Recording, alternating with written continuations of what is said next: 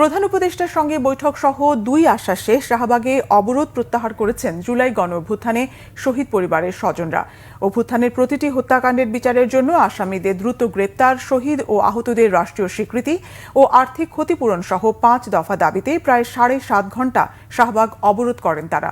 শেখ হাসিনার বিচার নিশ্চিতের আশ্বাস দেন জাতীয় নাগরিক কমিটির মুখ্য সংগঠক সার্জিস আলম। এদিকে অবরোধের কারণে দীর্ঘ সময় শাহবাগ ও আশেপাশের এলাকায় যান চলাচল বন্ধ ছিল। যানজটে দিনভর ভোগান্তিতে পড়ে মহানগরবাসী। তাইমুর রশিদের রিপোর্ট।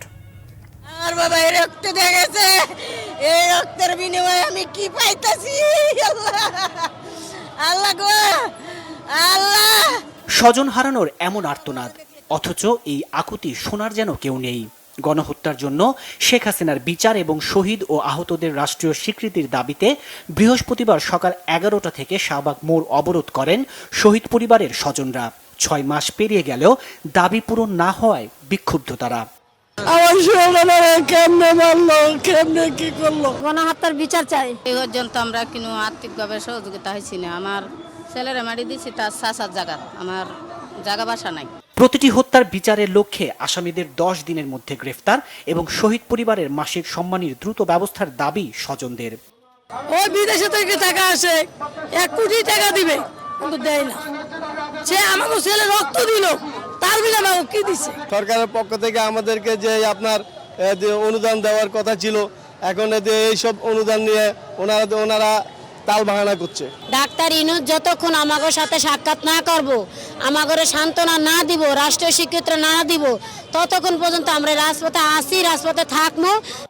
সন্ধ্যায় শাহবাগে আসেন জাতীয় নাগরিক কমিটির মুখ্য সংগঠক সার্জিস আলম। বলেন, শহীদ পরিবারের দাবি পূরণ করতে না পারাটা লজ্জার। যৌক্তিক দাবি পূরণের আশ্বাস দেন তিনি।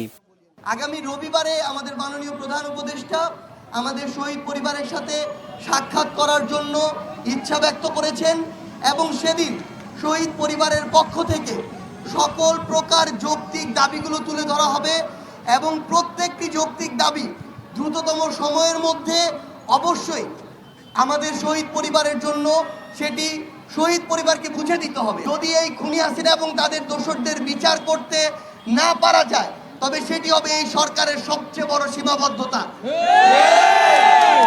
এবং এটি আমরা আমাদের জীবনের বিনিময়ে হলেও এই অন্তর্বর্তীকালীন সরকারের সময়ে আমরা এটি আদায় করে নিব। এমন আশ্বাসে সন্ধ্যা ৬:৩০টার আগে অবরোধ প্রত্যাহার করা হয়। আমরা আজকের ব্লকেট কর্মসূচি প্রত্যাহার করলাম। এদিকে সড়ক অবরোধ থাকায় তীব্র যানজটের সৃষ্টি হয় শাহবাগ ও আশপাশের এলাকায়। এতে ভোগান্তিতে পড়েন নগরবাসী। তাইমুর রশিদ, বাংলা ভিশন, ঢাকা।